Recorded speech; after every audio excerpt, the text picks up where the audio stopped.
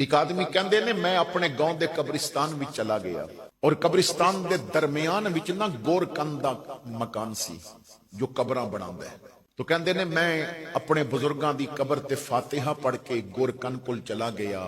बजुर्ग हो चुके असी वो बंदा उदी उम्र गुजर गई कबर खोददियां तो मैं कोल बैठ के कहा बाबा जी तुसी इत्थे ही रहिंदे हो? तो कहन लगा हाँ बेटा मैं इत्थे ही रहना है। मैं कहा बाबा जी मैं ये तो नहीं कहता कि तुसी मैनू दसो कि कब्रिस्तान विच तुसी की राती वेखदे हो।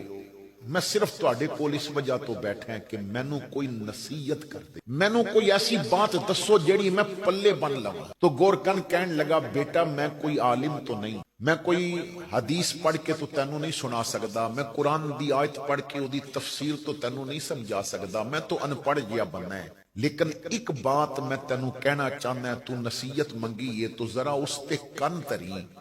ए बेटा तुसी अपने घरां दे पुरसकून माहौल विच लेटन वाले की जानो कि कब्रिस्तान दी रात दी तारीकी कितना दिल चीरदी है। दूर दूर तक कोई आबादी नहीं, मैं कब्रिस्तान विच इत्थे रहना है, मेरा बचपन गुजरे है, मेरा बाप इत्थे कब्रां बनांदा सी, मैं उसे मकान विच रह रहे हैं। लेकिन शहरे खामोशां दी रात बड़ा सन्नाटा होंदा है। ऐ बेटा मैं तैनू एक नसीहत करना चाहना है, अपने घर दी तन्हाई विच रब नू ना भुल्ली, ओ कबर दी तन्हाई च तैनू नहीं भुल्लेगा। तू अपने घर दियां तन्हाइयां विच ओदा जिक्र करके वेखी, ओ कबर दियां तन्हाइयां विच तेरे वास्ते जन्नत दियां नेमतां अता कर देवेगा।